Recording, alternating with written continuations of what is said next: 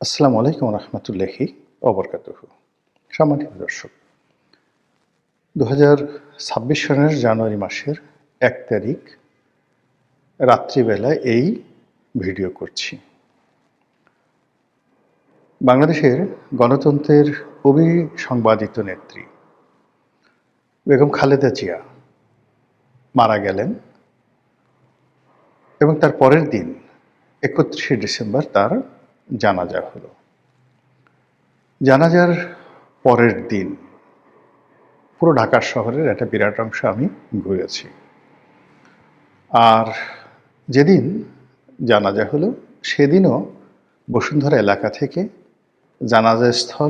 জানাজাস্থল হয়ে মহাখালী, তারপর গুলিস্তান, তোপখানা রোড, এই এলাকায় আমার বিচরণ করার সুযোগ হয়েছিল।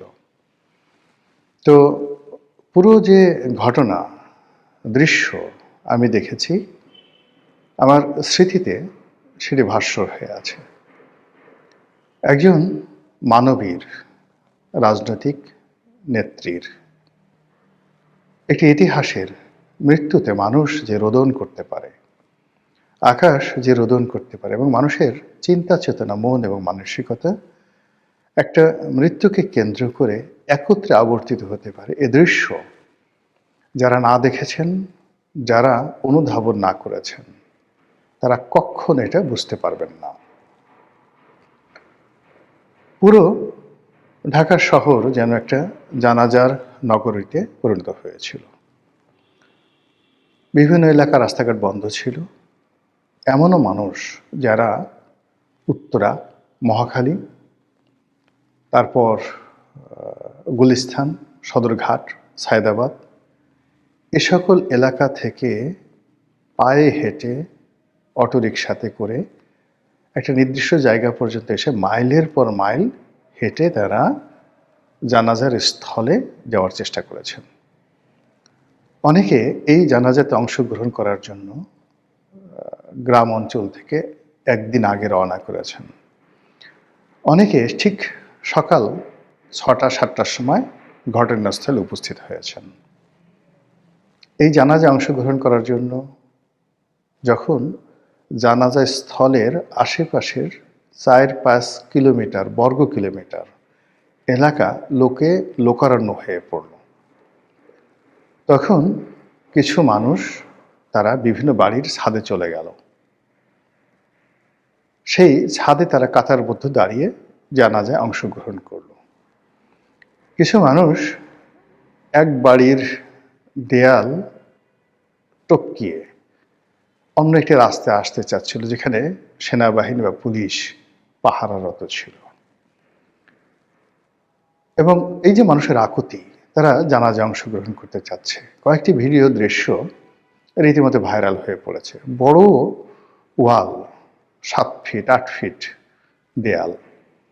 তো সেই দেয়ালের উপরে যেভাবে হোক না কেন কোনো একজন মানুষ উঠে গেছেন।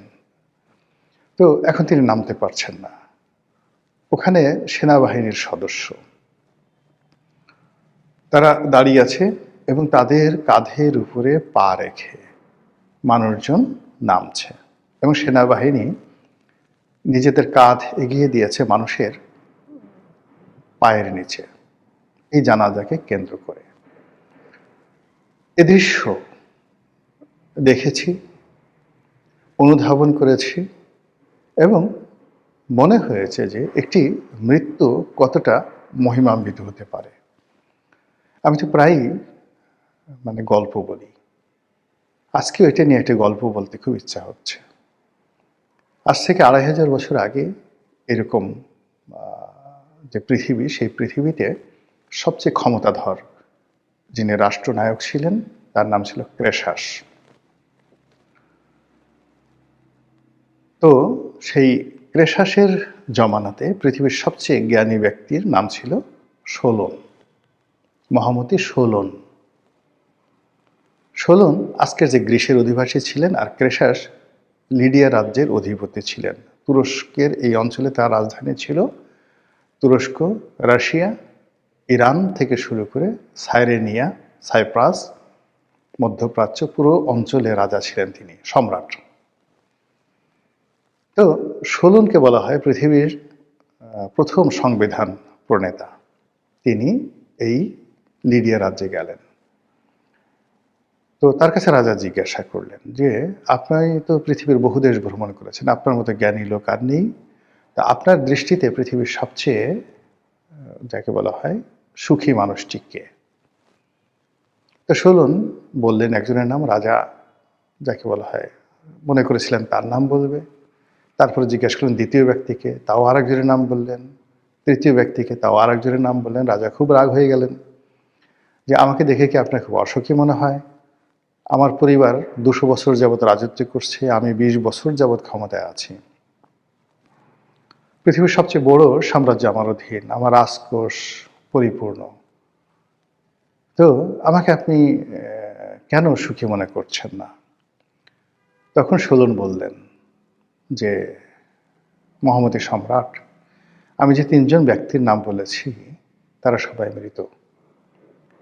একজন মানুষ মারা না যাওয়া পর্যন্ত বলা যাচ্ছে না যে সে সুখী না অসুখী। এর কারণ হলো জীবন সায়াহ্নে এমন ঘটনা ঘটে যে ঘটনার কারণে তার সারা জীবনের সুখ নষ্ট হয়ে তাকে পৃথিবীর অসুখী মানুষ হিসেবে কবরে পাঠিয়ে দেয়।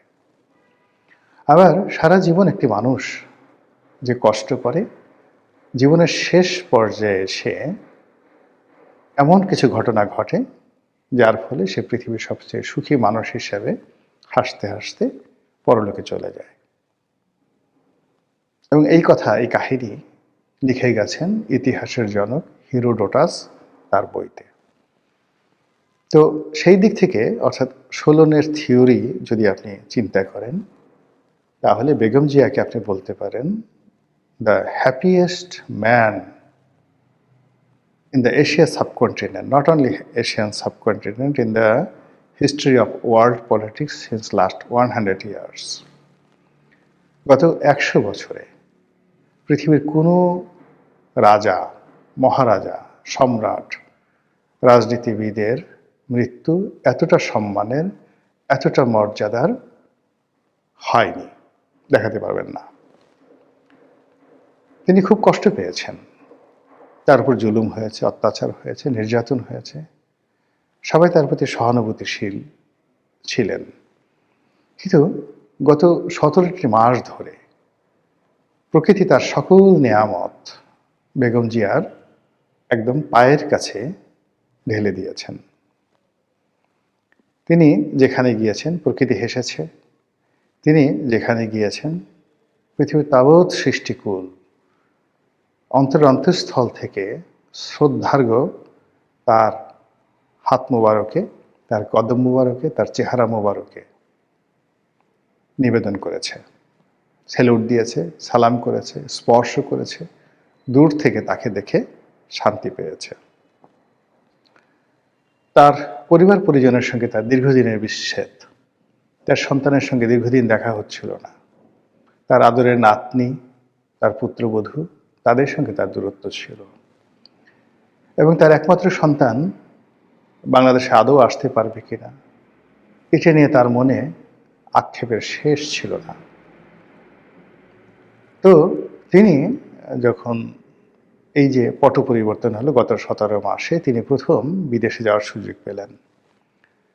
তার পরিবারের লোকজনের সঙ্গে ইংল্যান্ডে মোলাকাত করলেন। তার পুত্রবধূ তার সঙ্গে বাংলাদেশে দেখতে এলো, আর তার দ্বিতীয় সন্তান যিনি মারা গেছেন কুকুর, তার যে স্ত্রী শর্মিলী এবং শর্মিলের সন্তানেরা পুরোটা সময় বেগম জিয়ার একদম কাছাকাছি ছিলেন এই শেষ দিনগুলোতে। একেবারে তিনি যখন হাসপাতালে মৃত্যু সজ্জায়, তার আগে 25 তারিখে তার প্রাণপ্রিয় সন্তান বাংলাদেশে এলো এবং মায়ের লাশ নিজের কাঁধে বহন করে সেই লাশ সমাধিস্থলে কবরের মধ্যে একমাত্র জীবিত পুত্র সে স্থাপন করল। তারপর জানাজাতে অংশগ্রহণ করলো, মায়ের জন্য দোয়া করলো। বিশ্বাস করেন একজন প্রয়াত রাজনীতিবিদের জন্য এর চাইতে বড় সম্মান, বড় স্বীকৃতি, বড় মর্যাদা আর হতে পারে না। এটা বেগম জিয়ার ক্ষেত্রে এবং বিএনপির ক্ষেত্রে, বাংলাদেশের রাজনীতির ক্ষেত্রে, সকলের ক্ষেত্রে একটা রীতিমতো মাইলস্টোন হয়ে আছে। এবং এই যে বেগম জিয়ার মৃত্যু, এই বেগম জিয়ার মৃত্যু আমাদের দেশের রাজনীতিকে আগামী দিনে গৌরবোজ্জ্বল করবে।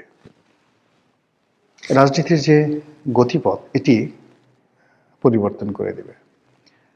আমাদের রাজনীতিতে অতীতে যারা বড় বড় নেতা ইন্তেকাল করেছেন, বঙ্গবন্ধুর মর্মান্তিক মৃত্যু, শহীদ প্রেসিডেন্ট জিয়াউর রহমানের মর্মান্তিক মৃত্যু, তারপর এরশাদ সাহেবের মর্মান্তিক এবং অবমাননাকর মৃত্যু, এর পাশাপাশি অন্যান্য যারা রাজনীতিবিদরা ইন্তেকাল করেছেন, ঠিক বেগম জিয়ার মতো এইভাবে মানুষের ভালোবাসা, মানুষের শ্রদ্ধার্ঘ তাদের নসিবে জোটেনি।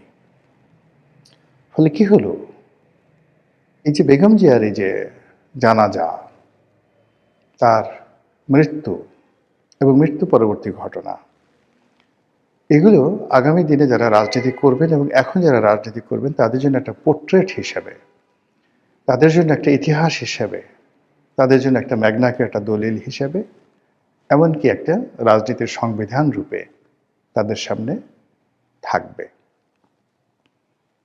তাদের মনে হবে যে আমাদেরও বেগম জিয়ার মতো এভাবে কাজ করতে হবে, আপোষহীন হতে হবে, অন্যের ব্যাপারে মন্দ চিন্তা করা যাবে না, সারাক্ষণ শুধু টাকা পয়সা লুটপাট, চুরিচামারি, ধান্দাবাজি এসব করা যাবে না, কাউকে ব্যক্তিগতভাবে আঘাত করা, অপমান করা, ক্ষতি করা, এই কাজগুলো করা যাবে না। ধীর স্থিরভাবে সব কিছু মেনে নিতে হবে, তাহলে প্রকৃতি একটা সুন্দর প্রতিদান দেবে। এটি এই বেগম জিয়ার যে জীবন চরিত্র, তার যে কর্মময় জীবন এবং তার যে অন্তর্ধান বা মৃত্যু, তার যে চিরবিদায় এবং চিরবিদায়ের যে আনুষ্ঠানিকতা জানাজার মাধ্যমে হলো, জানাজার মাধ্যমে যে আকুতি এবং দোয়া হলো, যা কিনা আজকের দিন পর্যন্ত আমি যে ভিডিওটি করছি পুরো দেশকে শোকাচ্ছন্ন করে রেখেছে, সেটি আগামী রাজনীতির জন্য একটি মাইল ফলক হতে পারে যদি রাজনীতিবিদরা সেটি অনুসরণ করতে চান। মহান আল্লাহ আমাদের সবাইকে হেদায়েত দান করুন এবং হেফাজত করুন। আসসালামু আলাইকুম রহমতুল্লাহি ওয়া বারাকাতুহু।